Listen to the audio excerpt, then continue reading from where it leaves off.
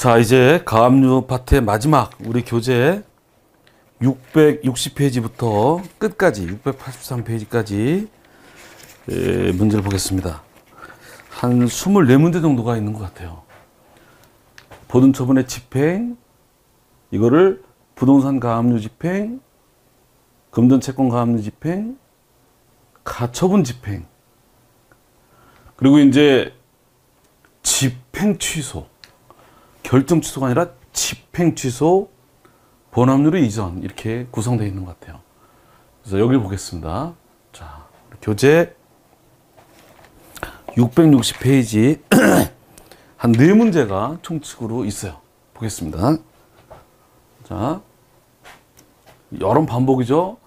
보존처분은 그 집행권은 그러면 가압류 가처분 결정문을 채무자에게 송달하기 전에도 집행할 수 있고, 원래는 보존처분은 가압류 가처분 결정, 그 다음에 이걸 가지고 집행 2주 안에, 원래 통상 집행권은 집행권 플러스 송달되고 집행할 수 있는 건데, 이거는 송달되기 전에도 집행할 수 있고, 보존처분 집행은 재판을 고지한 날로부터 2주 안에, 고지일로부터 2주 안에 집행에 착수 안 하면 집행을 못 하게 돼 있어요. 근데 착수만 하면 되고, 착수. 여기에 종료는 아니다. 착수만 하면 된다, 2주 안에. 집행하기 전에 집행 정지 명령이 있으면 명령 때문에 집행을 못 했으니까 상실일에 다시 2주 계산하면 되는 거고, 채권자가 임의로 가압류 집행만 해제한 경우에 명령은 살아있으니까 기간 내라면 다시 집행할 수 있고, 앞에 나왔던 거죠, 지문이. 그 다음에 보존 집행에는 집행문이 필요 없고, 승기가 있을 때만 승기 집행문이 필요하다. 그러니까 결정난 후 집행하기 전에 승기가 있을 때만, 집행한 후에는 승기 집행문 저기가 안 되고. 자, 2번을 보겠습니다. 2번.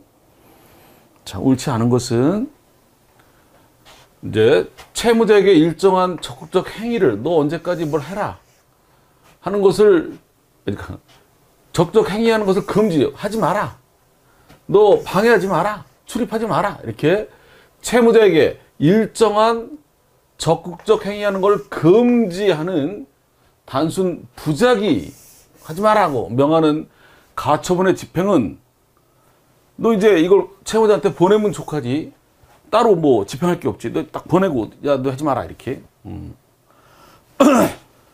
보존처분 집행은 채권자에게 고지한 날로부터 2주를 넘기면 하지 못하게 돼 있다. 이거는 공익 규정이다. 임의로 이걸 늘릴 수도 없고 줄일 수도 없다. 채무자도 이 기간을 포기할 수도 없다. 공익 기간이다. 자주 등장하는 지문입니다. 자, 이 3번. 이 3번 지문은, 이걸 요지를 먼저 볼게요. 3번 지문이 정답 지문을 만들려면 좀 불명확한 게 좀 이렇게 있고, 그래서 3번 지문 이걸 정리 한번 할게요. 이 판례 이거들이 시험에 나온 거니까. 부대체적 자기 의무, 남들이 할 수 없는 걸 언제까지 하라 라고 명하는 가처분을 받은 채권자가 이거 안 할 경우 간접 강제 방법으로 결정에 대한 집행을 함에 있어서, 그때도 2주가 적용되니까 특별한 사항이 없는 한 가처분 결정이 채권자에게 고지된 날부터 2주 내에 뭘 해야 된다? 간접 강제를 신청해야 함이 원칙이다. 자, 하지 말라 그러는 건 보낸 그만인 거예요. 그 집행이야. 하지 말라고 보낸 게 집행이야.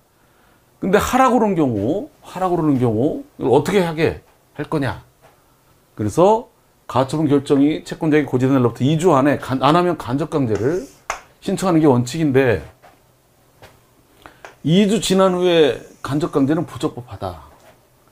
다만 가처분에서 명한 부대체적 자기 의무가 일정 기간 계속되는 경우라면, 계속 기간이 된 거라면 채무자가 성실하게 자기 의무를 이행함으로써 강제 집행을 할 이 이 간접강제 할 필요가 없는 동안에는 이 기간은 진행하지 않고, 걔가 잘하고 있으니까 안 했어. 근데 결정문 나고 2주 지났어.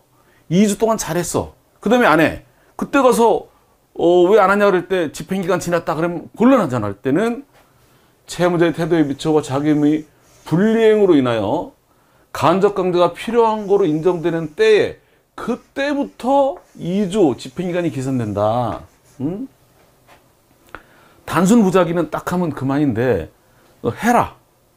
이거 받고 2주 안에 해야 되는 거야. 근데 하고 있어. 그러다가 안 했다. 그럼 그때부터 2주를 해야지.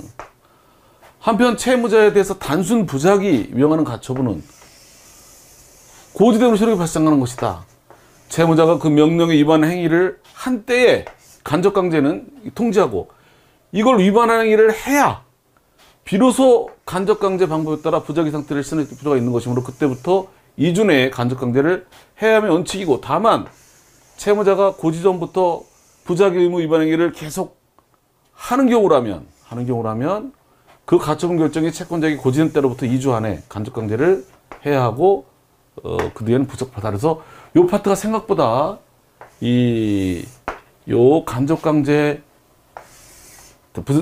간접강제와 집행기간 이 판례 문제가 생각보다 상당히 좀 부담스러운 부분입니다. 누구나 똑같아요. 그래서 요 판례를 자꾸 반복해 놓는 게 낫겠다.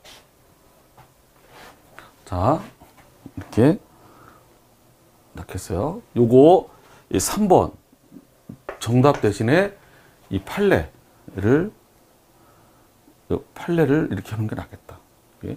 캡처 화면으로 체크해서 하셔도 되고, 요걸 들어가 보시면 요지니까 그대로 봐놓는 것도 좋겠다.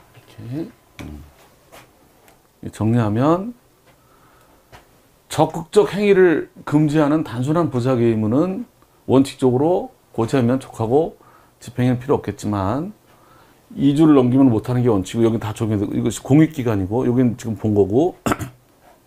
자, 이것도 연속으로 부작위를 명하는 가처분의 경우 채무자가 가처분 재판이 고지되기 전부터 이 부작위 의무 위반되는 행위를 계속하고 있는 경우라면 이때는 가자마자 그때부터 2주 안에 간접강제를 해야 된다. 이미 계속 위반하고 있으면 가자마자 집행기간 2주가 도과했다고 해서 가압류 명령 자체가 상실되는 건 아니고 집행만 못할 뿐이다. 가압류 효력, 명령을 없애려면 이의나 취소 신청, 사정 변경 이런 거로 취소를 해야 된다. 집행만 못할 뿐이지 가압류 명령의 효력이 없어지는 건 아니다. 자, 그 다음에 3번 문제를 보겠습니다. 3번 문제. 이게 여기까지 자, 보존 처분의 집행력은 명령 성립과 동시에 발생하고 확정을 기다릴 필요가 없으므로 가집행 붙일 여지가 없다. 자, 요거는 이렇게 해설로 이것도 똑같은데, 일정한 자기를 명하는 가처분의 경우에 자기가 대체적인 경우에는 대체 집행으로, 부대체적인 경우에는 간접강제 방법으로 집행을 해야 된다. 가처분도. 이때 기간은 대체 집행 시청이나 간접강제에 대한 인용 재판이 있을 때부터 2주가 진행되는 게 아니라 가처분의 고지일로부터, 원칙적으로 가처분의 고지일로부터 2주 내에 하는 게 대체 간접강제하는 게 기본적인 원칙이다. 다만 방금 전에 본 판례하고 이렇게 특수한 경우를 나눠가지고 구분해서 해야 될 필요가 있다. 그래서 이 간접강제에 관한 부분은 요거랑 방금 전에 봤던 요거랑을 자꾸 반복하는 수밖에 없다. 이게 좀 부담스럽다. 자, 그리고 나머지 짜투리 지문을 봐두는 게 좋겠다. 이렇게 자, 자, 이것도 요 지문을 같이 봤다. 자, 그 다음에 그 밑에 집행을 따로 요하지 아니하는 단순한 부작위를 명하는 가처분의 경우에는 원칙적으로 기간의 문제가 되지 않으나 그냥 통지하면 되고, 채무자가 명령 위반 행위를 하면 그 명령 위반 행위 시부터 그 제거와 방지를 위한 기간이 개시된다. 이렇게. 단순한 부작용은 보내면 끝난 거다. 집행기간이 문제가 안 되는데 그걸 위반행위를 해서 그 위반행위를 제거하거나 방지하기 위한 신청. 그때부터 개시가 된다. 집행기간이 도과했다고 하더라도 보존처분 자체가 상실되는 건 아니고 명령은 살아있으니까 이걸 없애려면 사정비용 취소 등을 해야 된다. 이렇게 됐습니다. 자, 4번 문제를 보겠습니다. 교재 662페이지. 자, 다음은 보존처분 집행에 관한 설명이다. 틀린 것은 자, 집행권을 채무자에게 송달하기 전에도 할 수 있고 계속 반복이죠. 채권자에게 고전 날로부터 2주 내에 집행에 착수 안 하면 성실하고 집행을 못하고 집행 개시 전에 정지명령이 있으면 명령 때문에 집행을 못하니까 그 상실 시에 다시 진행을 하고 집행기간이 지났다고 해서 보존처분은 집행력을 잃고 여긴 맞죠? 자체의 효력도 상실하는 건 아니고 명령 자체 효력은 있고 집행력만 잃을 뿐이다. 이걸 없애려면 취소 신청이나 이걸 따로 해야 된다. 이나 자, 이렇게 됐어요. 기본적인 걸 원리를 토대로 이제 요쪽 가압류, 채권 가압류 이렇게 보고 집행 취소 이렇게 하면 끝나는 거예요. 부동산 가압류 문제가 우리 교재 663페이지부터 한 5문제가 있어요. 5문제. 채권 가압류가 5문제. 이렇게 15문제, 10문제. 그리고 가처분 문제가 5문제. 꼭 5개, 15개네요. 자, 그럼 옳추. 가압류. 옳지 않은 것은, 가압류의 처분 제한적 효력은 가압류권자를 보호하기 위한 것이므로, 채무자가 이 가압류에 반환을 행위를 하더라도 가압류권자는 그걸 인정해버려서 긍정할 수도 있다. 그렇죠? 가압류가 뭐 내가 봐주겠다 하면 그만인 거지. 개인들끼리. 가압류 부동산이 제3자에게 가압류를 안고 양도된 경우에 가압류를 근거로 한 집행 절차에서 채권자들이 모두 만족한 후 환가대금 중 남은 것이 있으면 양수한 사람한테 내준다. 그러니까 부동산이 갑거로 있는데 여기 가압류가 돼 있었다. 이걸 안고 넘어갔다. 그러면 이 가압류가 먼저 다 받아가고 남는 게 있으면 얘가 가져간다. 여기 채권자도 마찬가지고 얘가 먼저고 남는 게 있으면 가압류와 가처분은 내용이 모순 저촉되지 않는 한 경합이 가능하다. 모순 저촉될 때 효력은 누가 먼저 보다 가압류 집행 등기부에 누가 올라가느냐에 따라 결정이 된다. 자,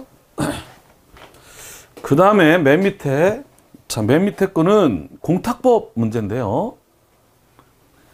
동일한 채권에 대해서 체납처분 압류와 잘 보세요. 가압류. 그러니까 체납처분, 자, 정리할게요. 공탁법을 미리 정리합니다. 체납처분 압류만 있으면 공탁 사유가 안 됩니다. 그냥 줘야 됩니다. 체납관서에다. 집행공탁, 변제공탁 둘 다 안 돼요. 체납처분 압류만 있으면. 체납 압류와 민사 압류가 경합되면, 체납 압류 플러스 민사 압류가 경합되면 선후 불문하고 집행공탁이 돼요. 그 본압류 때문에. 이건 선례가 바뀐 거죠. 한 2, 3년 전에. 그러니까 체납 압류만 있으면 공탁이 아무것도 안 돼. 변제공탁, 집행공탁도. 체납 압류와 민사 압류가, 본압류가 붙어 있으면 누가 먼저든지 선후 불문하고 집행공탁이 돼. 근데 체납 압류와 가압류가 붙으면 이거는 공탁이 아니고 체납 압류권자한테 지급해야 됩니다. 이 공탁이 허용되지 않습니다. 너무 중요하죠? 이 체납 압류와 달라요. 민사 압류, 가압류는. 자, 또 가압류를 원인으로 공탁한 뒤에 가압류만 있고 공탁한 뒤에 체납 압류가 들어가도 공탁가는 내줘야 돼요. 체납처분청에. 가압류 힘이 없어요. 이게 임금이라도. 이게 임금이라도 마찬가지예요. 임금이라도. 임금 가압류라도. 그래서 맨 밑에 5번. 체납 압류와 가압류가 경합하는 경우 집행공탁할 수 있다. 틀렸어요. 이건 공탁법 문제이기도 해요. 자, 2번 문제를 보겠습니다. 664페이지.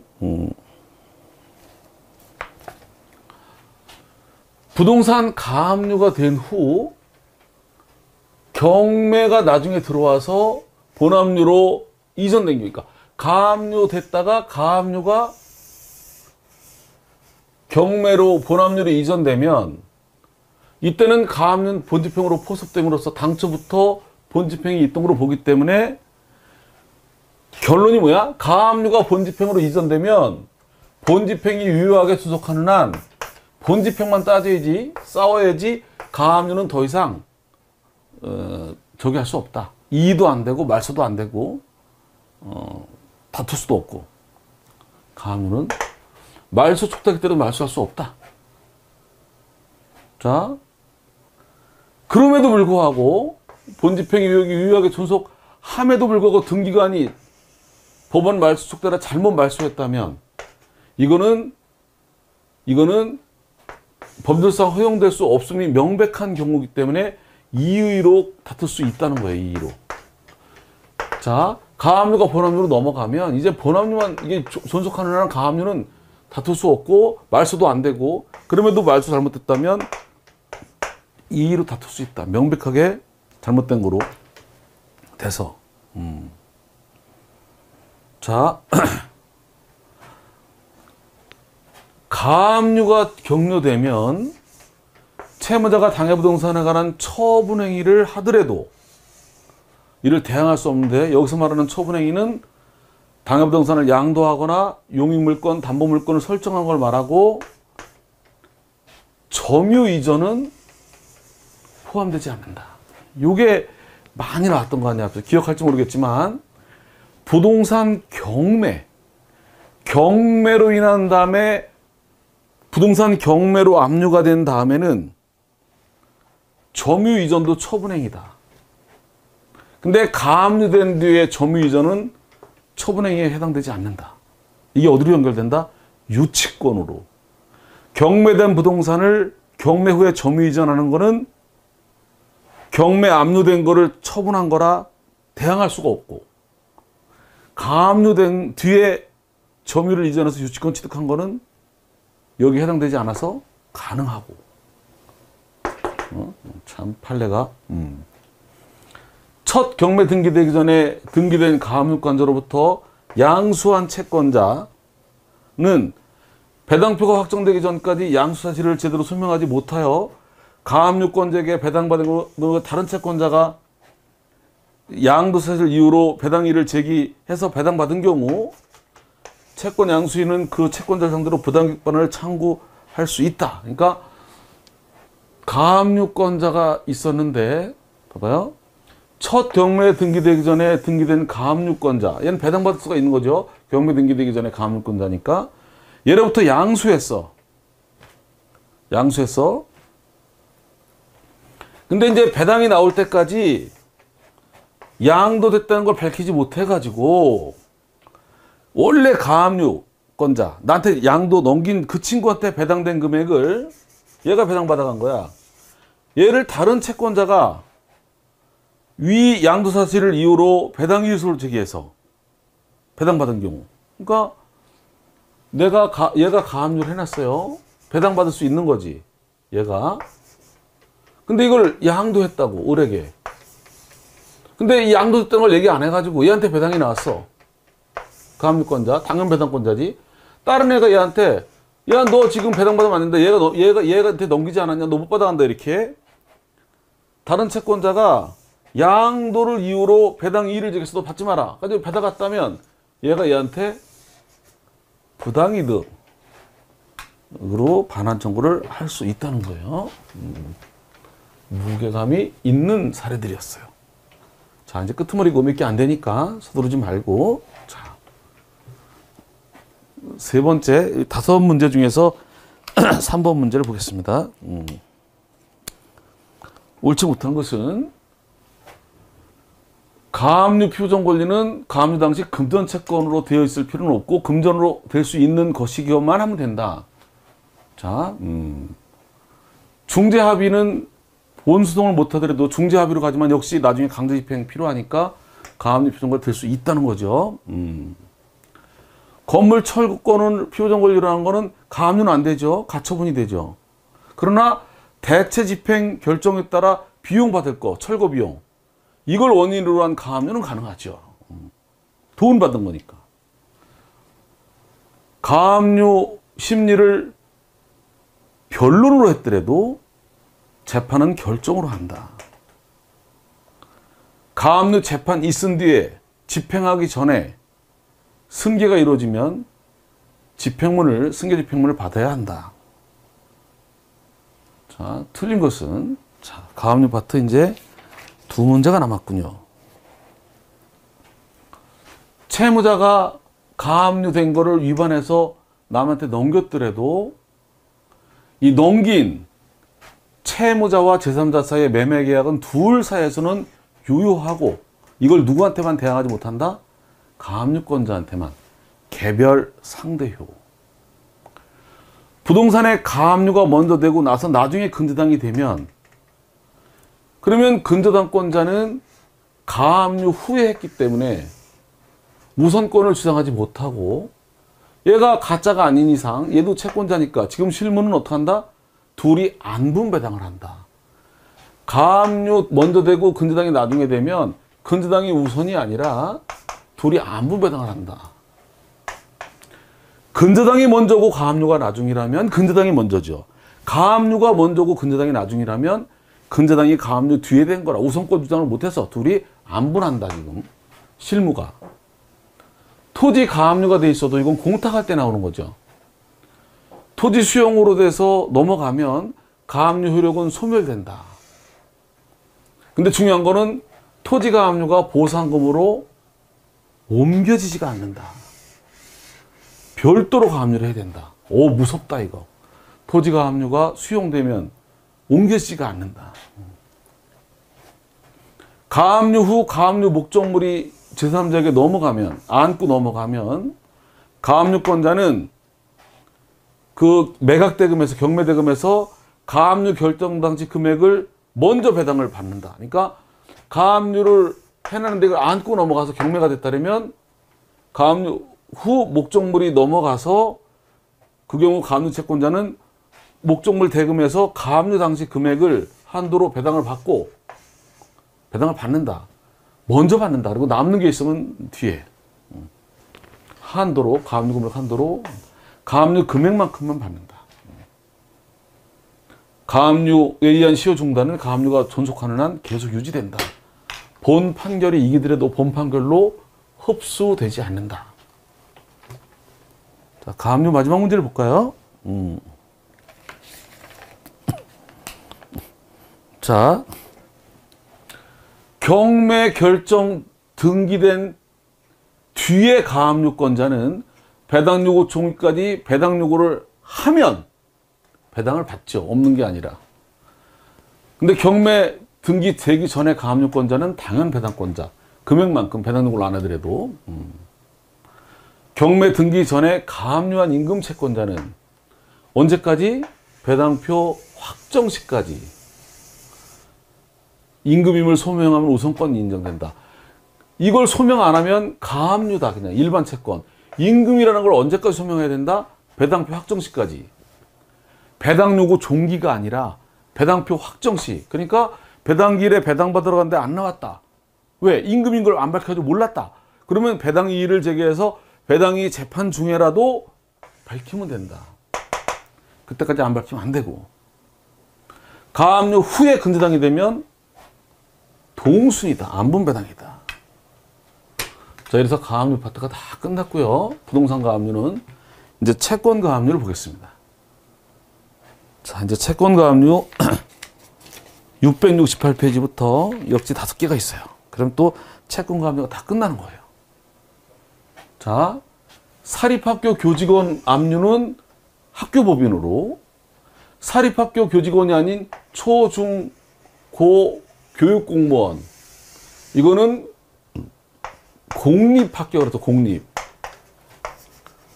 국립은 대한민국이고 대한민국이 운영하는 거고, 공립은 광역자치단체가 운영하는 거라 이거 할 때는 제3채무자를 광역시 도가 되며 대표자는 교육감이 된다. 맞아요. 가압류된 채권도 양도할 수 있어. 폭탄을 지고 그대로 가압류 붙은 걸 안고 양도할 수 있어. 양수인은 그러나 가압류권자에게 이렇게 가압류된 상태의 그걸 양수받는 것이 된다. 금전채권이 가압류됐더라도 이행기가 도래하면 제3채무자는 지체 책임을 면할 수 없다. 지연이자를 줘야 된다. 이걸 면하려면 공탁을 해야 된다. 공탁.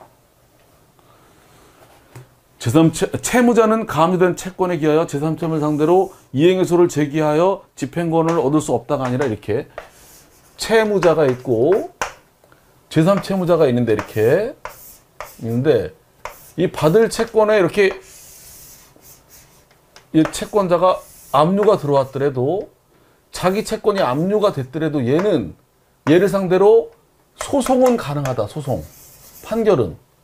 근데 판결은 가능하고 이 판결 가지고 얘를 강제 집행은 안 된다. 이게 압류된 채권이더라도 소송은 가능해서 승소 판결은 가능한데 승소 판결 받은 다음에 이거를 경매, 강제 집행은 안 된다. 강제 집행은. 이렇게까지 얘기들이 되죠. 집행권도 있습니다. 가압류가 본압류로 이행돼서 집행이 이루어진 경우에는 채무자는 이제 가압류가 본압류로 넘어가서 강제집행이 되어버리면 이제 가압류에 대해서는 이런 거 하지 마라. 없게 된다. 제3채무자가 가압류된 금액을 공탁한 경우에는 그 가압류 효력은 이제 공탁금에 존속한다. 내가 줄 돈이 가압류가 들어오면 이걸 묶어서 법원에 공탁해버리면 이제 공탁금 찾아갈 채권에 가압류가 옮겨진다. 자, 금전 채권이 가압류된 경우에는, 그러니까 내가 받을 돈이 가압류가 들어오더라도 제3채무자의 채무자에 대한 지급이 금지, 여기까지는 맞지만 가압류 채무자가 가압류 당했더라도 가압류 자기 채권에 의해서 제3채 상대로 이행의 소는 가능하다. 근데 강제 집행은 허용되지 않고, 근데 이거 뭐요? 이행에서도 안 되고 강제집행도 안 돼. 뭐가 틀렸어? 앞에가 틀린 거다. 이행은 가능하고 강제집행만 허용되지 않는다. 가압류된 후 부동산을 안고 넘겼다면 그 후에는 채무자의 다른 채권자들은 더 이상 못 들어오고 배당도 못 들어온다. 그러니까 이게 갑일 건데 갑. 여기 가압류를 해놨어. 이 채권자가 여러 명이 있었는데 얘만 가압류해놨어. 이걸 안고 샀어. 이제 비거로 바뀌었어. 그럼 이건 안고 넘어갔으니까 얘는 경매 가압류 다 하지만 얘들은 얘한테 돈 받을 건데 넘어갔으니까 아무것도 안 해놨으니까 이제 여기서는 더 이상 가압류 등기 후 채무자 부동산을 제3자가 넘어갔다면 그 후에는 이 채무자, 옛날 채무자의 다른 채권자들은 옛날에 채무자였던 부동산을 이제는 다시 압류할 수도 없고 배당도 못 들어온다. 넘어갔으니까. 개별 상대효. 압류는 한 사람한테만 효력이 미친다. 자, 3번. 장래 채권, 조건부 채권도 특정이 가능하고 가까운 시일 내에 가능성이 있으면 가압류할 수가 있고, 가압류 당한 채권도 양도할 수 있다. 다만 양도를 안고 넘어가는 거. 가압류를 안고 넘어가는 거다. 가압류를 안고 넘어가는 거다.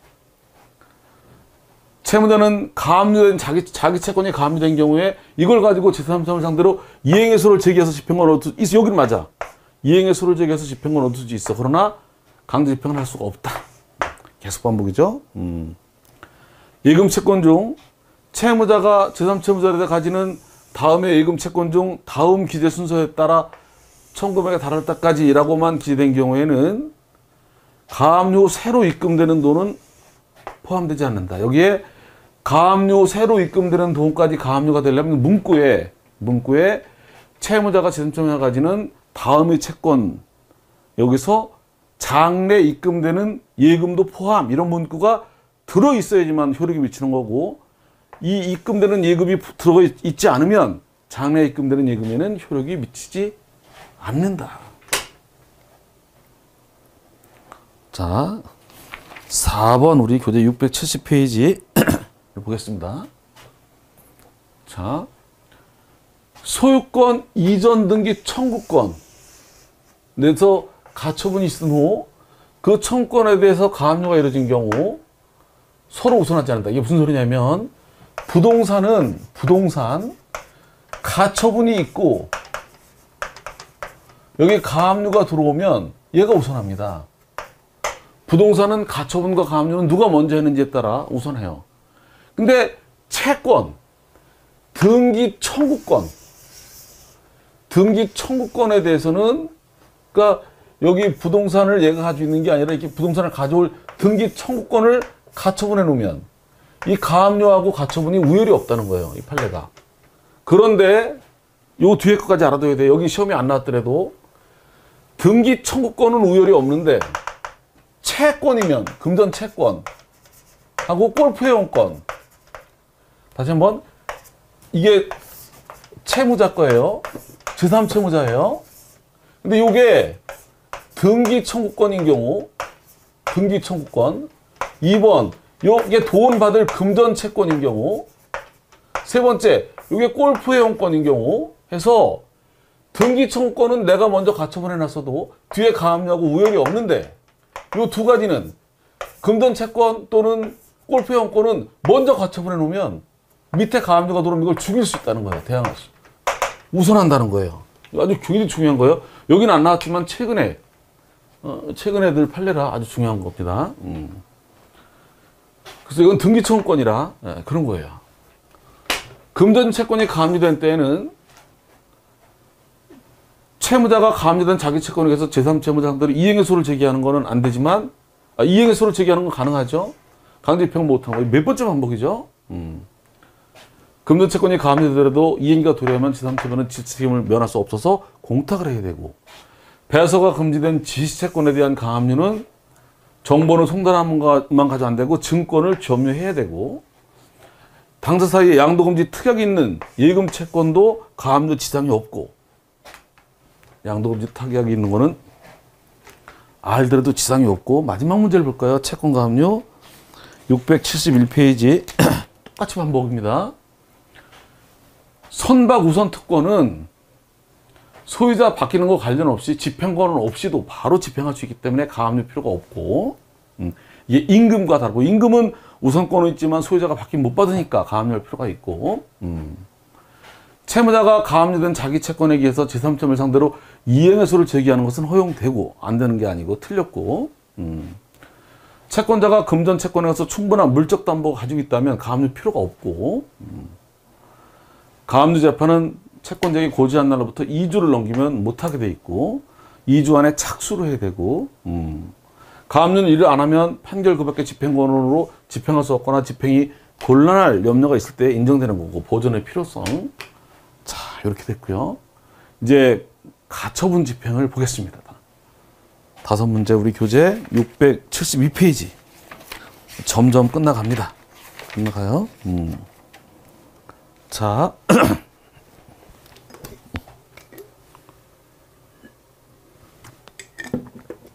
보겠습니다. 자 1번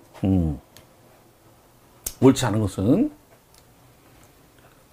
자 잘 보세요. 소유권 이전 등기 청구권 가압류가 있기 전에 채무자는 소유권 이전 청구를 양도하거나 기타 이율 처분해서 안 된다. 제3채무자는 채무자에게 이전 등기 청구를 해서는 안 된다는 가처분이 먼저 있었어. 그 뒤에 하여도 이 가처분을 먼저 했더라도 뒤에 이루어진 가압류의 우선한 효력이 없다는 거예요. 뭐는 이전 등기 청구권은. 그러나 뭐는 우선하는 효력이 있어요? 금전 청구권하고 골프 회원권은. 자, 그러니까 가압류는 우선권 가처분하고 우열이 없으니까 유효하다. 자, 2번. 임차인이 임차권에 의해서 임대인의 목적 부동산에 대해서 가처분해놨어. 임차권을 원인으로 가처분해놨어. 그 뒤에 근저당이 이루어지면, 그러니까 임차권 등기를 할, 임차권 임대차 보호법상 임차권 등기 명령이 아니고 그건 바로 임차권 등기 명령 하면 되니까. 그러니까 임차권 등기 주택임대차 보호법상 임차권 등기 명령 정도가 아니라 그냥 둘이 임대차 등기 해주기로 한 거예요. 그 임차권 등기를 안 해줘. 그래서 가처분을 했단 말이에요. 그래서 임차권에 의해서 부동산에 처분금지 가처분을 했으면 그 뒤에 근저당이 있을 경우 말소하는 거냐. 봐요. 가처분하고 양립할 수 없으면 말소시키죠. 이전 등기 이런 거는 이전 등기 가처분은 밑에를 말소시키잖아요. 근데 이거는 순위만 확보하면 되는 거니까 순위. 그래서 임차권 원인으로 가처분했으면 그 뒤에 근저당이 들어오더라도 근저당을 말소시킬 게 아니라 임차권 가처분이 가처분의 효력으로 근저당보다 우선하는 효력만 확보가 되는 거다. 말소시킬 건 아니다. 자, 처분금지 가처분이 됐지만 가처분 당시 등기부에 이렇게 채무자 이렇게 있는 걸 가처분해 놨어요. 이거를 가처분했어요. 근데 이 가처분할 당시 채무자의 명의 재산이 원인무효 판결이었다. 원인무효였다. 그러니까 얘가 원인무효 등기를 가지고 있었던 거야. 이걸 가처분한 거야. 그래도 원인무효 말소하라 해가지고 넘어갔어, 딴 데로. 복귀됐다 그랬어, 이렇게. 이거는 가처분에 위반한 게 아니다. 이건 얘가 가처분에 위반해서 처분한 게 아니고 원인무효라 판결로 말소된 거니까 회복된다, 이거죠. 다만 이때 얘는 가처분권자한테 말소 등기에 승낙하라 이렇게 하게 되죠. 근데 여튼 이렇게 해서 복귀되는 거는 가처분에 반하는 처분행위는 아니다. 원인무효로 걔가 찾아오는 거지. 자, 소유권 이전 등기 청구권에 대해서 압류, 가압류 또는 가처분이 있는 경우 채무자가, 이게 중요한 거예요. 아까 봤던 거, 여러 번 반복됐던 거, 이렇게 채무자가 제3채무자한테 1번 금전 청구권이 있는 경우 돈 달라고, 2번 등기 청구권이 있는 경우, 이 경우 이 받을 돈에 이렇게 가압류가 들어왔다, 이렇게 압류가 들어왔다 할 경우 금전 청구권에 압류, 가압류가 들어와도 얘는 압류, 가압류 당했어도 얘를 상대로 이행해소는 가능하고 강제 집행을 못해. 이행해소는 그냥 이행하라고 판결내. 이행으로, 단순 이행으로. 다만 이행 판결문 가지고 집행만 못할 뿐이야. 단순하게 돈을 갚으라고 판결이 나와. 이행해소가 가능하고. 근데 등기 청구권에 압류, 가압류가 들어오면 얘가 얘한테 등기 넘기라고 소송을 제기하면 소송은 가능한데 이때는 조건부로 판결 내려야 돼. 이때는 법원은 가압류 해제를 조건으로만 판결. 정리하면 금전 청구일 때는 그냥 조건부 없이 그냥 지급하라고 판결. 등기 청구권일 때는 역시 소송은 가능하되 가압류가 해제되는 걸 조건으로만 판결. 이 가능하다. 부동산에 아무런 권리가 없는 사람이 가처분했다고 하면 등기가 돼 있더라도 효력을 다른 사람한테 주장할 수 없는 거다. 다른 사람이 무시해도 그만이다. 가처분 된 것만 가지고 효력이 발생하는 게 아니라 나중에 본 판결에서 이게 효력이 발생하는 거다. 자, 2번을 보겠습니다. 673페이지. 자, 토지, 국토이용 토지거래 허가구역. 일대는 뭐다? 토지에 대하여 허가를 받을 거를 전제로 한 매매계획에 의한 등기청구권. 이거는 허용되지 않아요. 뭐만 가능해? 허가 절차 이행 청구권. 토지거래 허가 이행 청구권을 원인으로 한 가처분은 가능하지만 이걸 전제로 이 등기 청구권은 아직 너무 앞서간다. 아니다. 허가를 받지 않았으니까 무효니까. 정리하면 이 경우에는 허가를 받을 걸 원인으로 가처분은 유효하고 건너뛰어서 이걸 받을 것 전제로 이전 등기 이건 안 된다. 자, 건축주 명의 변경 금지 가처분이 있더라도 이거는 건축주 명의 변경 금지 가처분이 있더라도 이거는 현행법상 공시 방법이 없다. 당사자에게 알려주는 거 말고 공시 방법이 없다 보니까 대물적 효력이 없다. 제3자가 이걸 양도해서 보존 등기를 했다면, 건축주 명의를 바꿔가지고 바뀐 애가 보존 등기 해버렸다면 가처분 내세워가지고 이걸 효력을 부인할 수는 없다. 공유자는 공유문화 청구소를 본원으로 제기하기 전에 장래 판결로 통해서 취득할 부동산의 전부 또는 일부 소유권 등의 권리를 피보존 권리로 해서 처분금지 가처분하다. 근데 뭐다? 공유물 분할 청구권으로 하면 안 되고, 공유물 분할 청구를 해서 나중에 취득하게 될 부동산에 대한 소유권 등을 원인으로 가능하다. 점유 이전금지 가처분의 대상이 된 목적물의 소유자가, 자, 요 4번 지문은 별거 아닌데, 보세요. 요건 뭐냐면, 이게 소유자예요, 소유자. 소유권이 이렇게 얘한테 점유를 넘겼어, 점유. 세를 줬다 이거죠, 세를. 점유를 넘겼어. 내가 소유자야, 소유권. 얘가 점유하고 있어. 이게. 자,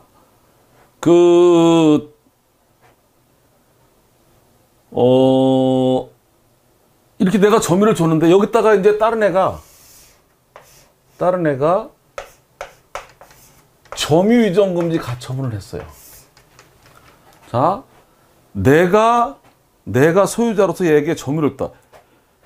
그 소유자가 그 의사에 의해서 가처분 채무자에게 직접 점유를 하게 한 경우, 내가 직접 이렇게 주게 한 경우, 나는 이제 얘가 직접 점유하고 간접 점유죠. 직접 점유, 얘를 상대로 다른 애가 얘한테 점유만 옮기지 마라 라고 점유 이전 금지 가처분이 들어왔다면, 이건 얘가 점유만 옮기지 마는 거지 내 소유권을 건드리거라는 게 아니기 때문에 여기다 내가 제3자 이소를 제기할 수 없다는 거예요. 없다는 거. 점유 이전 금지 가처분의 대상이 된 목적물의 소유자가 그 의사에 의해서 가처분 채무자에게 직접 점유하게 한 경우, 간접 점유자인 소유자는 직접 점유자를 상대로 가처분 채무자라는 점유 이전 금지 가처분에 대해서, 그러니까 내가 얘한테 세를 줬는데 얘한테 다른 애가 뭐 압류가 들어오나 그런 게 아니라, 야, 너 그거 그대로 가지고 있어라고 점유 이전 금지 가처 들어왔다면, 이 점유 이전 금지 가처분에 대해서 소유권자로서 제3자 이소를 제기할 건 아니라는 거죠. 소유권을 침해하거나 그런 건 아니다. 둘 사이의 점유 관계만 거지 우리 소유권을 건드리거나 하는 게 아니니까, 우리 교재 뒤에처럼 자, 우리 교재 2번 뒤에 설명처럼 674페이지. 자, 그 다음에 마지막으로 중소기업 조합의 이사장이 위법행위를 했다는 이유로 해임을 청구하면, 이건 상법상의 이사와 달리 형성의소로서 근거가 없으므로 예, 가처분도 허용될 수 없다, 각하된다. 자, 그 다음에 자, 3번 우리 교재 674페이지. 자,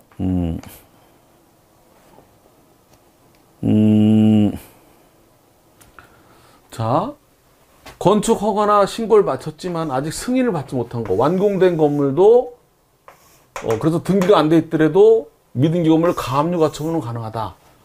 골조공사만 완료됐으면, 무허가가 아니고 허가 받았고 허가대로 동일성 있게 지었고 미등기 건물 가처분, 경매, 가압류 가처분, 강제 집행이 다 가능하다.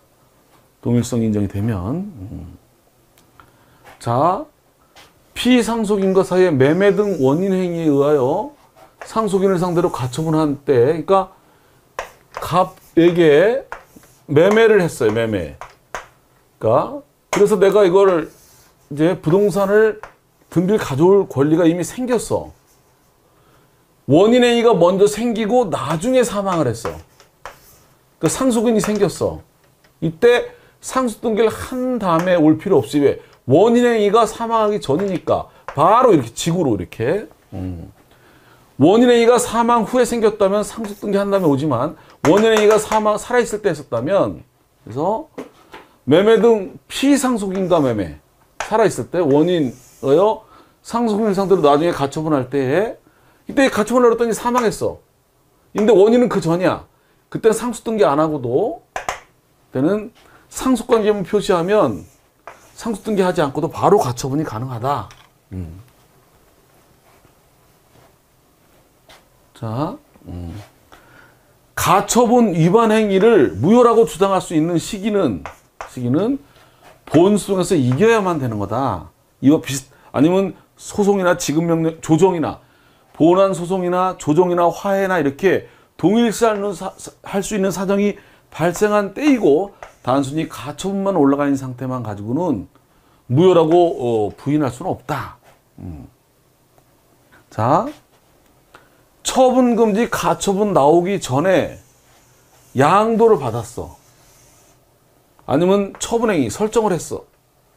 그러니까 처분금지 가처분하기보다 먼저 양도를 받거나 설정하기로 했는데 그 양도 이전 등기나 설정 등기를 가처분 후에 했다면 가처분권자에게 대항할 수 없다. 등기 순이다. 가처분이 먼저 되면 가처분이 우선하고 이게 이전 등기가 먼저 되거나 설정이 먼저 되면 얘가 우선하고 가처분 결정 순위가 아니라 등기 순이다. 등기. 누가 먼저 등기했는지에 따라 대항력이 생기고 안 생기고 한다. 자, 이제 4번 문제를 보겠습니다. 자, 이제 가처분 문제도 2개가 남았군요. 2개가 남았어요. 자,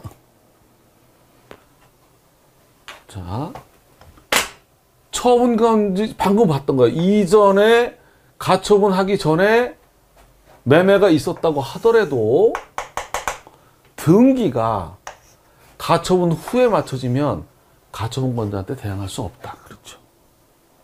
자, 갑이 을에게, 을이 병에게 순차로 매매된 경우에 병이 얘가 가처분할 거를 야, 너 딴 데 돌리지 마.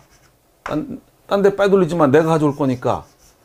내가 가져올 등기청구권을 보존하기 위해서 가처분을 해야 되는데 이거를 안 하니까 내가 대신 이렇게 을에게 보존하기 위해서 갑을 상대로 가처분을 해줬는데 가처분하니까 갑이 이걸 을로 얘가 대신 이렇게 했단 말이에요. 을로 명의를 이전해줬다.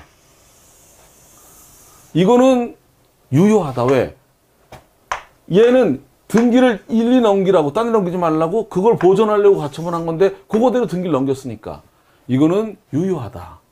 근데 요게 갑이 을에게, 을이 병에게, 병이 정에게 이런 경우에 정이 너 빼돌리지 마. 나한테 등기 올 거니까. 이렇게.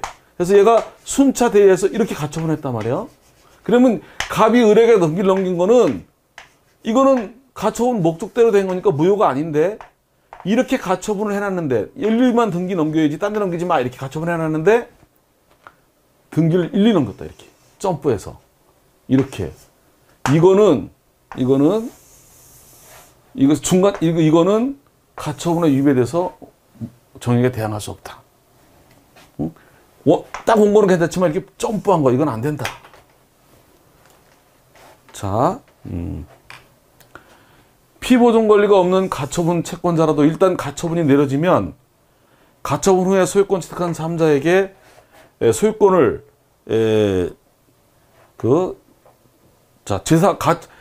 아무런 권리가 없는 사람이 가처분권자라도 가처분을 하고 났다면 가처분 후에 소유권을 취득한 사람은 가처분권자한테 대항할 수 없는 게 아니라 완전히 아무것도 없는 거라면 주장할 수 있다는 거예요. 없다가 아니라 있어.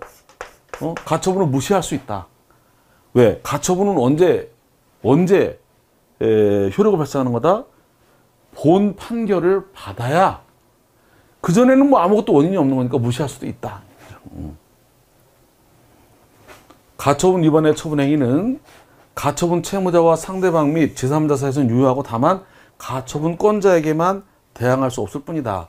그것도 가처분권자가 정당한 권리가 있을 때에만.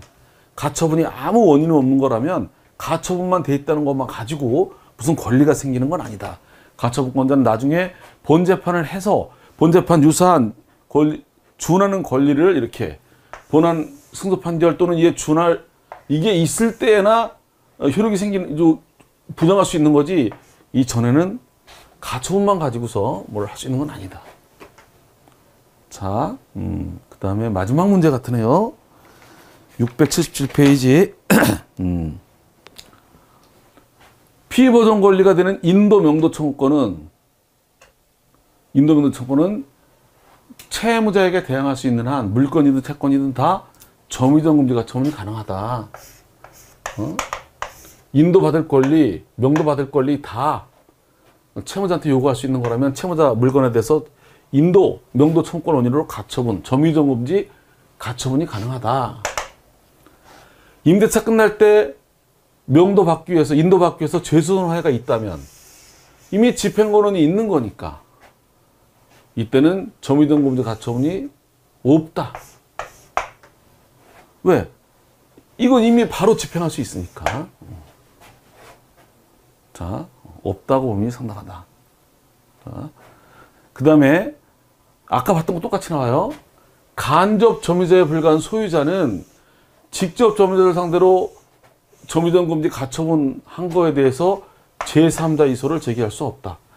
내가 소유자고 얘가 점유자인데 여기다 야 너 점유 그대로 가지고 있어. 딴 데 돌리지 말고 여기에 대해서 너 뭐야? 라고 이 소유권을 침해하는 게 아니다. 이건 이렇게 점유만 한 거지. 이 소유권을 건드리는 게 아니니까 내가 빌려준 물건을 뭐 압류하거나 들어온 것도 아니고 내가 빌려준 물건에 압류가 들어오면 얘 건 줄 알고 그럼 제3자 이소 이렇게 가능한데 그냥 점유만 이렇게 둘이 그래서 이 소유자의 소유권을 침해하는 것도 아니고 제3자 이소를 제기할 수 없다. 이렇게 그냥 나왔다면 그대로예요. 그대로. 아니 이거 지문이 응용도 아니고 그대로야. 그대로. 제3자 이소가 안 된다는 거. 점유이전 금지 가처분에도 불구하고 점유가 넘어가면 그래도 가처분했는데도 넘어가면 여전히 넘기지 않은 걸 전제로 그냥 재판한다. 이렇게. 점유이전 금지 가처분 이후 가처분했는데 이걸 위반해서 제3자한테 넘어갔다. 그러니까 점유이전 금지 가처분했는데 위반해서 제3자에게 넘어갔다. 그럼 재판은 넘어가지 않은 거로 재판을 승소 판결 받고 승소 판결 받은 다음에 점유이전 금지 가처분을 들고 넘어갔을 때 가처분 채무자 관계에서는 그냥 네가 계속 점유자다. 점유이전하지 말랬으니까 넘겼어도 점유자인 걸 전제로 판결 받아서 이건 어떻게 몰아낼 거냐. 제3자 위반해서 넘어간 제3자는 이 판결 받아가지고 다 바로 퇴거가 아니라 승계 집행문을 받아야 된다. 판례가 지금 점유이전 금지 가처분에 위반했을 경우 지금 판례가 뭐다? 승계 집행문을 받아서 내보내라. 승계 집행문을 받아서 내보내야 된다. 직접 가처분에 반한다고 직접 못하고 승계 집행문을 받아야 된다. 그러니까 점유이전 금지 가처분은 오로지 하나, 당사자 항정의 효력. 그러니까 점유이전 금지 가처분해 놓으면 네가 이걸 반해서 점유를 빼돌리더라도 너는 계속 거기 붙어 있는 거로. 네가 이사를 갔더라도 그냥 그대로 있는 거로. 전대로 명도 판결이 가능하고 인도 판결이 항정. 나중에 몰아내는 거는 승계 집행문을 받아야지만 집행할 수 있다. 집행. 자, 뭐라고 그랬네? 집행할 수 있다. 자, 이제 여기만 남았어요. 이거랑 교재로 보면 679페이지 시험 문제가 두 문제 그리고 집행 취소 효과까지 하면 세 문제, 나머지 전체적으로 5문제가 남았네요. 보겠습니다. 자, 집행 취소 아까 말한 대로 이렇게 이의와 결정 취소 여기에는 이렇게 사유가 딱딱딱딱 정해져 있다. 여긴 제한이 없고 이건 종전 사건의 연속이고 별도 사건이고 해서 풀어진 다음에 이걸 가지고 별도로 집행 취소를 해야 된다. 이때 제3채무자한테 통지하는 거다. 이때는 제3채무자한테 통지 안 하고 이때 통지하는 거다. 이때 말소 등기하고 자 해방 부탁은 이건 그대로 두고 이거 대상만 옮겨지는 거다. 자 이걸 보는 거예요. 자 첫 번째 자 여기가 한 문제 그리고 해방 부탁 한 문제 세 문제를 보겠습니다. 자 채무자의 다른 채권자가 해방 공탁금 휘수성권에 대해서 압류가 들어온 경우 가압류권자와 그 사람 사이에서는 우선이 없고 서로 경합, 안분배당이다. 내가 가압류를 해서 얘가 해방 공탁을 했다. 그 해방 공탁금으로 이제 가압류가 옮겨진 거다. 여기 또 누가 들어오면 둘이 경합한다. 우선권이 없다.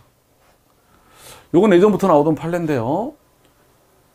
똑같아요. 다른 거라도 주식 가압류 채무자에게 가압류 당한 사람한테 해방턱 용도로 돈을 빌려줬어.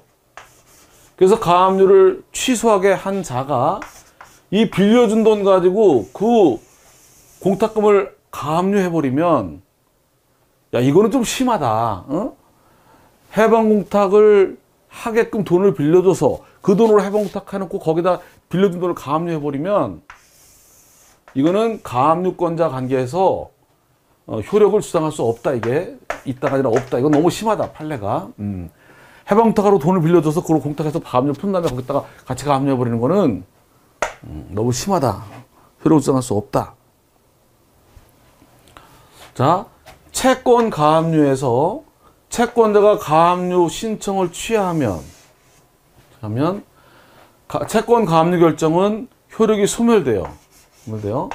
근데 이 가압류 결정이 제3채무자에게 이미 송달됐다면, 그래서 가압류 결정이 집행되었다면 이 취하 통지서가 제3채무자에게 송달돼야 비로소 그때부터 장래를 향해서 소멸되는 거다. 그때까지는 유효하다. 법원을 통해서 정식으로 통지를 받아야 소멸되는 거다. 그전에 미리 아는 건 안 되고, 알아도 소용이 없고. 이게 왜 중요하다? 그때까지 송달되기 전에 전부명령 들어오면 전부명령이 무효다. 왜? 아직 가압류가 안 풀어진 거니까, 살아있는 거니까. 제3채무자 송달되기 전이면, 전부명령 들어오면 가압류 후에 전부명령에 대해서 무효다. 이렇게. 아주 민감한 부분이다. 무효가 아닌 가처분이 마쳐진 후에 가처분의 목적물의 소유권을 취득한 사람이라도 무효가 아닌 가처분 등기 후에 이걸 안고 소유권을 취득한 사람이라도 법원의 가처분으로 의해서 가처분이 이루어진 가처분 등기는 어떻게 말소하느냐? 등기는 가처분 취소나 집행 취소 방법으로만 말소될 수 있고, 처분금지 같은 경우에 말소 등기하라는 소송은 구할 수 없다. 이건 별거 아닌 건데요. 저희가 처음에 앞에 할 때 설명드리기도 했던 건데, 이렇게 등기를 이렇게 당수자가 이렇게 이전 등기를 신청하거나 이렇게 말소 등기를 신청하잖아요. 근데 신청을 상대방이 응하지 않으면 법원의 판결을 받아서 바로 말소 등기나 이전 등기를 신청할 수 있잖아요. 이때 등기관은 집행기관이 아니라 그랬어요. 근데 이거 말고 촉탁, 가압류 등기는 채권 채무자가 등기소에 바로 가는 게 아니에요. 등기소 가도 안 해줘요. 이건 법원에 가압류 신청해서 법원에 가압류 결정이 나가지고 가압류 촉탁이 있어야만 등기를 할 수 있는 거예요. 가처분도, 경매도, 말소도 마찬가지예요. 이거 말소하려면 둘이 말소 서류 가져가면 돼. 안 해주면 판결 받아서 말소할 수 있는데 이건 집행기관이 아니고 등기관이야. 근데 이 가압류 가처분 경매를 말소하려면 근저당 말소하듯이 둘이 등기소 가서 말소하는 게 아니에요. 이 등기가 촉탁으로 된 거라서 말소도 경매법원에 또는 가압류법원에 해제나 가압류 이의신청, 무효다, 취소신청 해가지고 말소 등기 촉탁을 여기서 와야지만 말소가 되는 거예요. 이걸 둘이 막바로 법원을 촉탁을 통하지 않고 막바로 말소를 못하는 거예요. 그래서 이게 쭉 봐서 요 뒤에 요게 법원의 가처분으로 이루어진 처분 감지 가처분 등기는 어떻게 말소한다? 가처분 법원의 가처분 취소나 집행의 취소의 방법으로 말소 촉탁으로만 말소될 수 있는 거다. 가처분 등기를 피고농고에게 이전 등기 말소하라, 근저당 말소하라처럼 말소 등기를 이행하라는 소송은 각하된다. 존재하지 않는다. 그런 거는 각하된다.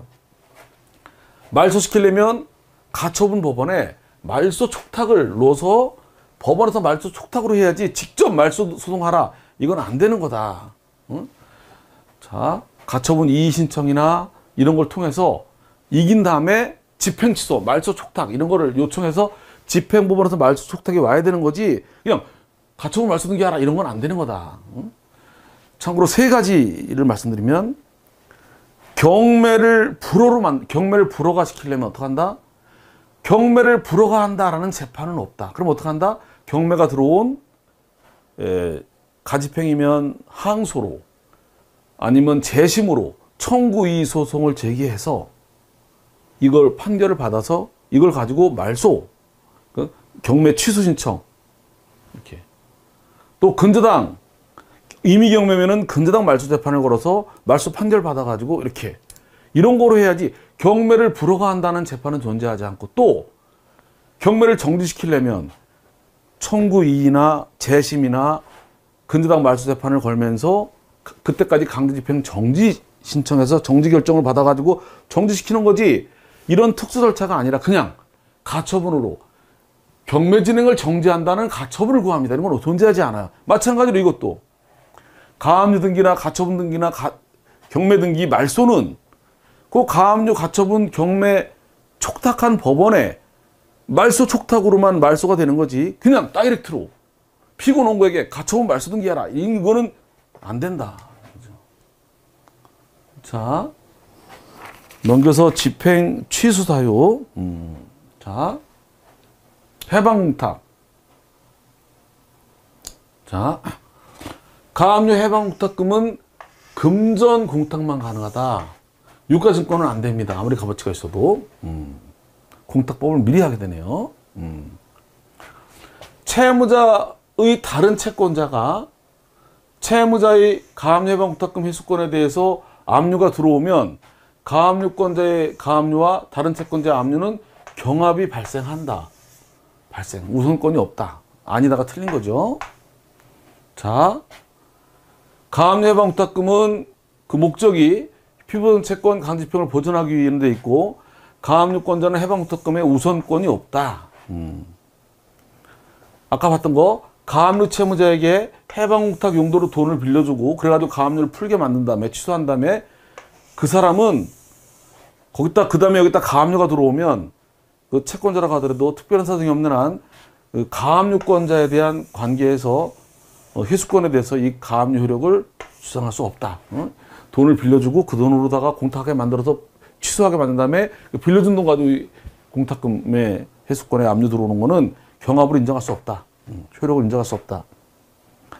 채무자가 가압류 명령에 정한 금액을 공탁한 때는 결정으로 이걸 취소하게 된다. 자, 뭐를 취소한다? 그 집행만 취소를 한다. 자, 그 다음에 집행 취소의 효과 한 문제 보겠습니다. 자, 옳지 않은 것은 금전채권의 보존을 위하여 채무자의 금전채권에 대해서 가압류가 행해진 경우, 가압류가 그 후 다시 한번 금전채권을 위해서 채무자의 금전채권에 대해서 가압류가 행해진 경우, 행해진 경우 그 채권자 신청에 따라 그 집행이 취소됐다면 다른 특별한 사정이 없는 한 가압류로 인한 소멸시효 중단은 소급해서 없어진다. 다시 한번, 가압류를 하면 시효가 중단되잖아요. 포인트가 뭐다? 이게 가압류권자 자발적으로 풀으면, 이렇게 정리합니다. 가압류가 되면 시효가 중단돼요. 근데 그게 채권자의 자발적 신청으로 가압류를 취소하거나 해제하면 소급해서 시효 중단이 없던 거로 돼요. 이게 구분할 게 뭐, 여기 시험에 안 나왔지만 3년 도과, 죄소명령 위반 이런 걸 이유로 가압류가 취소되면 그거는 취소된 때로부터 시효가 중단된대요. 그때까지는 시효가 유지되고. 근데 자발적으로 가압류권자가 스스로 신청해서 취소나 해지하면 이거는 취소된 때까지는 유지가 되고 시효가 중단 다시 시작하는 게 아니라 소급해서 중단이 없동으로 된다. 다시 한번 3년 도과를 이유로 또는 제소명령 위반을 이유로 가압류가 취소되면 이거는 취소될 때까지는 시효가 중단되고 취소된 때부터 시효가 새로 진행되는데 자발적으로 풀어버리면 소급해서 없동거로 된다. 가압류 해방은 금전 구탁만 가능하고 아무리 값어치가 있어도 유가증권이 안 되고 가압류가 제3청에 송달된 뒤에 취하되면 취하 통지서가 제3청자에게 송달된 때부터 소멸한다. 자, 송달된 때에 소멸한다. 가압류 집행이 본집행으로 이행된 경우 가압류 집행 취소 결정이 있으면 가압류가 본집행으로 넘어가면 그 뒤에 가압류 집행이 취소되더라도 본집행은 상실하지 않습니다. 이게 압축되어 있지만 굉장히 앞에서 여러 번 얘기했던 거기도 한데 앞으로도 좀 남아있기도 한데 뭐냐면 이거죠. 다시 한번 그림 드리면 갑이란 말이에요. 갑거. 여기에 가압류가 붙어 있어요. 가압류. 자, 이거를 을이 넘어갔어요. 안고. 잘 보세요. 이게 가압류가 붙어 있어요. 그러면 여기 A가 가압류권자예요. 잘 보세요. A가 가압류권자고 붙어 있어요. 이거를 잘 보세요. 얘가 가압류권자가 경매 들어오기 전에 본집행 경매 들어오기 전에 해방무탁으로 풀으면 이걸 해방무탁으로 풀으면 이제 가압류는 등기부에 없어졌어요. 공탁금으로 옮겨졌어요. 그럼 보험 판결 받으면 공탁금만 압류할 수 있어요. 이건 뭐 깨끗하게 넘어가서 남의 거니까. 근데 가압류가 붙은 태로 넘어갔어요. 넘어갔는데 얘가 가만히 있는 사이에 얘가 경매를 넣어버렸어요. 이거 안고 넘어갔으니까 판결 봐서 경매가 들어갔어. 경매가 들어간 다음에 이걸 해방무탁해서 없더라도 이건 영향을 안 받는다는 거예요. 얘는 이 경매 비용까지 내야 돼. 그러니까 가압류 집행이 본집행으로 이행된 경우 넘어간 뒤에는 해방무탁해서 이걸 풀었다고 해도 소용이 없다. 본집행 영향을 안 준다. 계속 반복되는 거예요. 특별한 건 아니지만. 자, 해방무탁으로 가압류 집행 취소야 결정은 확정되지 않더라도 고지와 동시에 효력이 생겨서 등기부에서 말소됩니다. 말소 신청하면. 자, 이제 마지막 본집행 이전 두 문제가 남았군요.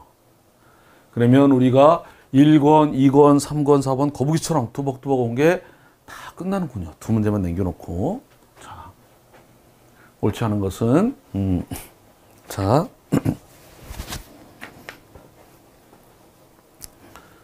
자, 요거는 이제 제가 좀 이따 설명드릴게요. 가압류 후, 가압류가 강제경매 결정으로 본압류로 이전된 경우에는 이제 가압류는 본집행의 포스터로 당초부터 본집행이 있던 것과 마찬가지 효력이 있고 본집행의 효력이 유지되는 한 가압류 집행의 효력을 다툴 수 없다. 이제 본집행 넘어가면 그 뒤에는 가압류를 다툴 수 없다. 자, 요거 조금 이따 노란 걸 이따 보기로 하고 가압류가 본집행으로 이전된 후 채무자가 청구 이수송에서 승소 판결을 받음으로써 본집행이 종국적으로 취소된 경우에는 자, 다시 한번 가압류가 본집행으로 넘어간 후 경매당한 채무자가 또는 압류당한 강제집행당한 채무자가 청구 이수송에서 승소했어. 아무것도 줄 게 없다. 그래서 본집행이 다 취소됐다. 가압류해고 가압류 따라 경매 들어간 상태에서 청구 이의를 걸어가지고 완전히 청구 이의가 강제집행하지 마라. 완전히 줄 게 없다. 끝나면 이것도 그리고 상실한다. 다시 한번 가압류해가지고 가압류하겠다 본집행이 경매가 들어갔는데 청구 이소해서 이거 다 끝났으니까 하지 마라 라고 이렇게 죽어버리면 이거 다 죽었으니까 이것도 자, 채권자가 금전 채권의 가압류를 본압류로 이전하는 압류 및 투심 명령을 받아서 본집행으로 이행한 후 잘 보세요. 본압류만 취하했어. 종료했어. 특별한 사정이 없는 한 가압류 효력은 유지된다. 자 보세요. 가압류했어. 가압류를 본압류로 이전하는 압류 추심을 했어. 그 다음에 요거만 풀었어. 그러면 요건 아직 살아있는 거다. 자, 요거는 가압류한 다음에 본집행 넘어가서 이거 자체가 재판을 통해서 승소 판결 받아가지고 완전히 끝났다면 그럼 이것도 같이. 근데 이거는 가압류에서 본압류 이전한 다음에 채권자가 요거만 자발적으로 취하했다고. 요거만. 이거는 완전 법으로 끝나서 권리가 없는 게 딱 끝난 거고, 이거는 자발적으로 요거만 취하했다면, 요건 그대로 남겨놨다면 요건 아직 살아있는 거다. 그죠?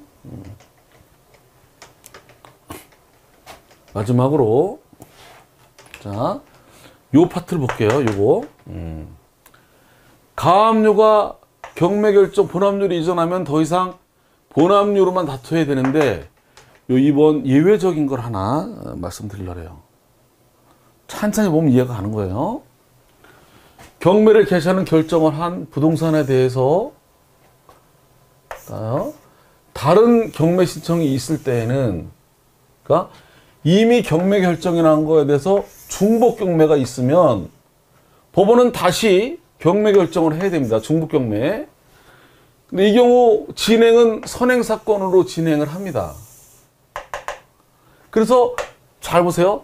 배당 요구 종기 이후에 이중 경매를 한 압류권자는 이중 경매로는 배당을 못 받습니다. 그죠? 이미 경매 결정이 난 거에 대해서 중복 경매가 들어가면 그게 배당 요구 종기 후에 중복 경매가 가면 중복 경매로는 배당을 못 받아요. 따라서 부동산에 대해서 가압류를 먼저 했어. 1차 가압류. 그 다음에 이 가압류를 본압류로 이전하는 중복 경매를 놓았어요. 가압류에서 중복 경매를 놓는데 이 중복 경매가 이미 선행 경매가 있는 것이고 배당 요구 종기 후에 들어온 거라면, 자 봐요. 1차 가압류가 돼 있고 2차로 중복 경매를 놓는데 가압류가 본압류로 이전한 경매를 놓았어. 그러면 가압류가 본압류로 이전하면 더 이상 이거로 싸워야지 이건 싸울 필요가 없는 거죠. 가압류가 본압류로 넘어가면 이건 더 이상 싸우지 못하는 거야, 원칙이. 근데 잘 봐요. 가압류를 했어. 본압류로 이전했어. 근데 이게 앞사건의 경매 결정이 있는 거였어. 이 배당 요구 종기 후에 들어왔다고, 이게. 그럼 얘는 배당을 못 받아.